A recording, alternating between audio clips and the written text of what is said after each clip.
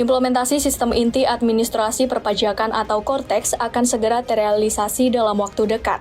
Direktur Jenderal Pajak Kementerian Keuangan Suryo Utomo mengatakan bahwa Cortex sistem akan mulai beroperasi pada Januari 2025. Penerapan sistem pajak termutakhir ini diharapkan dapat meningkatkan rasio pajak dari sekitar 10% menjadi 12% dalam 5 tahun ke depan. Itu artinya akan ada pertumbuhan ekonomi yang lebih baik dalam beberapa tahun ke depan. Suryo menuturkan saat ini DJP sudah dalam tahap sosialisasi dan edukasi penggunaan sistem tersebut. Menurutnya, edukasi sudah diberikan kepada 52.964 wajib pajak akap dengan transaksi yang besar. Meski demikian, DJP tetap memberikan edukasi kepada wajib pajak lainnya. Masyarakat dapat mengakses simulasi Cortex ini serta menemukan buku dan video panduan penggunaan Cortex di dalam website DJP Online.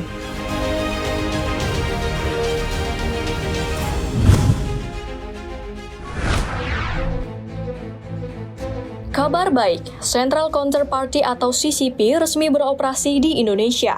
Kehadiran lembaga baru tersebut diklaim akan meningkatkan volume transaksi pasar uang dan pasar falas di Indonesia. Gubernur Bank Indonesia Peri Warjio mengatakan kehadiran CCP akan membuat transaksi domestik non-delivery forward atau DNDF naik pesat hingga 900% menjadi $1 miliar Amerika per hari hingga 2030. Sementara terkait dengan transaksi repurchase agreement atau repo, Peri mengatakan kehadiran CCP juga akan meningkatkan transaksinya sekitar 114,28%. Saat ini transaksi repo berkisar 14 triliun rupiah dan diperkirakan naik menjadi 30 triliun rupiah dalam 5 tahun mendatang.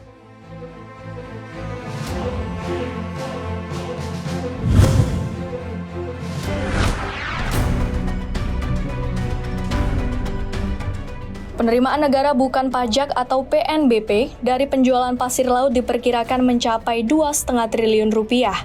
Penerimaan tersebut bisa dicapai ketika sedimentasi di laut yang dijual berjumlah 50 juta meter kubik.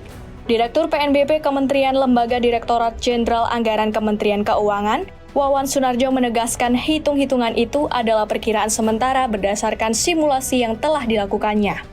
Sampai saat ini, pemerintah belum menetapkan secara resmi target penerimaan dari penjualan pasir laut, karena peraturan yang mengizinkan penjualan komoditas ini baru saja diterbitkan. Wawan juga mengatakan simulasi keuntungan itu didapat ketika jumlah pasir laut yang dijual di dalam negeri berjumlah 27,5 juta meter kubik. Sementara untuk kebutuhan ekspor berjumlah 22,5 juta meter kubik. Sebelum melakukan eksplorasi, penelitian harus dilakukan lebih dahulu untuk memastikan tidak adanya kandungan mineral dalam sedimentasi tersebut. Dia mengatakan pengawasan terhadap eksplorasi ini juga akan melibatkan lintas kementerian dan lembaga.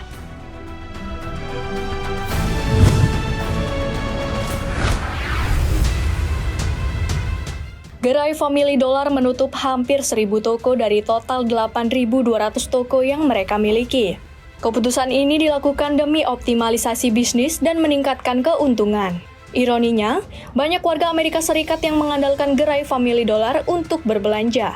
Sebagian besar dari 1.000 toko yang ditutup Family Dollar punya pesaing berat seperti Walmart.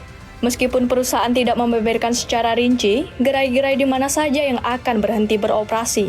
Setidaknya 15 gerai yang ditutup berada di lingkungan perkotaan seperti Berkeley dengan tingkat kemiskinan yang tinggi.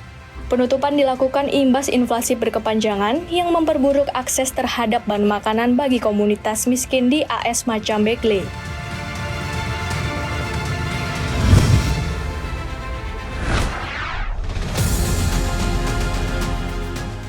Kekeringan dampak pemanasan global kembali menunjukkan taringnya.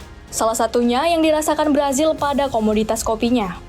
Kekeringan yang melanda negeri penghasil kopi terbesar di dunia ini telah memicu lonjakan harga kopi di negara tersebut yang juga turut menjadi ancaman bagi Indonesia. Akibat yang terjadi di Brazil, harga kopi Arabica di pasar dunia melonjak mencapai rekor 13 tahun terakhir.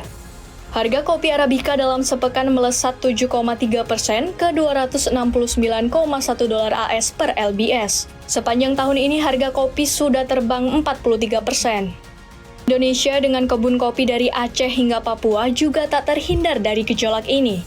Menurut Badan Pusat Statistik, produksi kopi Indonesia turun dari 771.000 ton pada 2022 menjadi 756,1 ribu ton pada 2023. Di tengah gejolak harga, konsumsi kopi di Indonesia justru terus meningkat. Data United States Department of Agriculture mencatat bahwa konsumsi kopi nasional diperkirakan mencapai 4,79 juta kantong pada 2023 hingga 2024. Di balik lonjakan harga dan kenaikan konsumsi, ada tantangan besar yang mengintai. Jika penurunan produksi kopi di Indonesia terus berlanjut tanpa adanya tindakan nyata, seperti peningkatan teknik budidaya dan penanganan perubahan iklim, Indonesia beresiko kehilangan posisi strategisnya di pasar global.